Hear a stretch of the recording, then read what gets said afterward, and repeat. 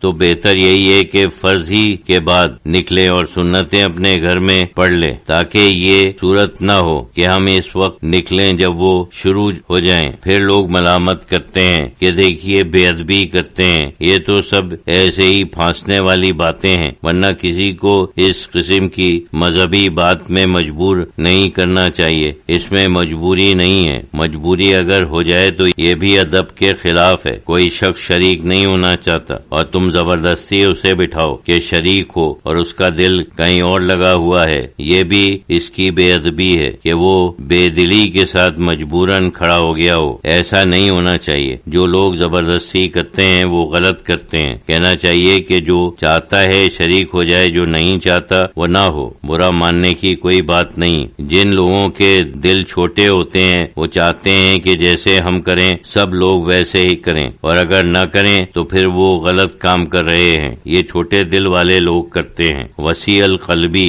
ہونی چاہیے۔ اگر وہ چلا جائے تو اس کا مطلب یہ نہیں کہ وہ رسول اللہ صلی اللہ علیہ وسلم کا ذکر ہی پسند نہیں کرتا، بلکہ وہ کسی اور وقت کرے گا، کسی اور طریقے سے کرے گا، درود شریف پڑھے گا، کچھ کرے گا۔ بہت سے اور طریقے ہیں۔ لوگوں کی ذاتی عبادات میں مداخلت نہیں کرنی چاہیے۔ ایک صاحب نے کہا کہ کچھ لوگ کہتے ہیں کہ نفلوں کو فرض کے برابر نہ سمجھو، نفلوں پر اتنا زور نہ دو جتنا فرض پر دیتے ہیں۔ اگر نفلوں پر زور نہ دیا جائے، اوقات کی پابندی نہ کی جائے تو استقامت نہیں ہوتی۔ حضرت شہید اللہ فریدی رحمت اللہ علیہ نے فرمایا کہ ظاہر ہے فرض تو فرض ہے، اللہ تعالیٰ ہی نے اس کے اوپر زور دیا ہے۔ درجے تو ہیں، سنت موقدہ اور غیر موقدہ کا بھی تو ایک درجہ ہے، اس کے بعد پھر نفلیں ہیں۔ یہ تو اپنی بات ہے۔ استقامت خود ہماری صفت ہے، ہمیں خود ہی بنانا چاہیے۔ اگر یہ چیزیں کبھی فرض کی ادائیگی میں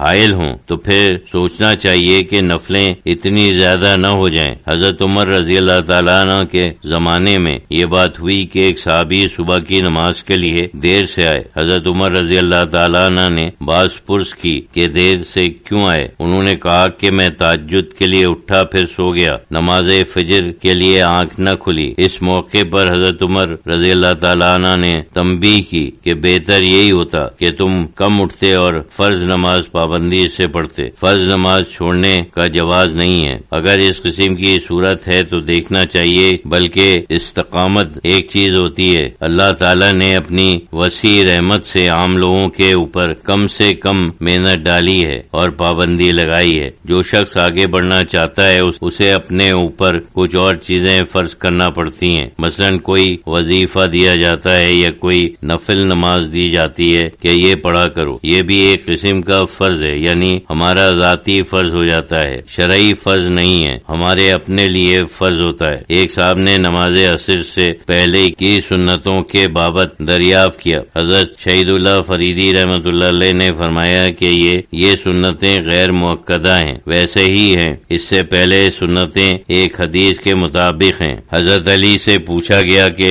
رسول اللہ صلی اللہ علیہ وسلم دن میں کون سی نفلیں پڑھتے تھے؟ آپ نے فرمایا تھا کہ ویسے تو تم ادا نہیں کر سکو گے، لیکن میں بتاتا ہوں۔ انہوں نے بتایا کہ فجر سے پہلے ہیں، ظہر سے پہلے ہیں، ظہر کے بعد ہیں اور عصر سے پہلے ہیں۔ یہ اس حدیث کی بنا پر ہے۔ ویسے اور حدیثوں میں بھی آیا ہے، 2 بھی آئی ہیں اور 4 بھی آئی ہیں۔ عشاء سے پہلے کی جو سنتیں ہیں وہ 2 بھی آئی ہیں اور 4 بھی آئی ہیں۔ عشاء سے پہلے کی جو سنتیں ہیں وہ میں نے کبھی کسی حدیث میں نہیں دیکھی، ابھی تک میری نظر سے کوئی ایسی حدیث نہیں گزری۔ فقہ کی کتابوں میں جہاں ہر چیز کے جواب ہیں، حدیث پیش کرتے ہیں، وہاں بھی کوئی حدیث عشاء کے مطابق نہیں دیکھی۔ لیکن ایک حدیث ایسی ہے جو عام ہے، وہ یہ ہے کہ نمازوں کے درمیان نماز ہے، یعنی اذان اور اقامت کے درمیان نماز ہے۔ حضور صلی اللہ علیہ وسلم کو ایک چیز پسند تھی کہ جس وقت مسجد میں داخل ہو اور اگر وقت ہے تو پہلے 2 نفل پڑھے، 4 نفل پڑھے اور بیٹھ جائے، اور جس وقت فرض ہو تو کھڑا ہو اور فرض ادا کر لے۔ اس میں یہ اشارہ ہے، لیکن کیونکہ عصر کا وقت کم ہے اس لیے اس میں دیر نہیں کرنی چاہیے۔ مغرب میں تو اس سے پہلے کم وقت ہے۔ ظہر سے پہلے جو سنتیں ہیں اس کے لیے تو بہت ہی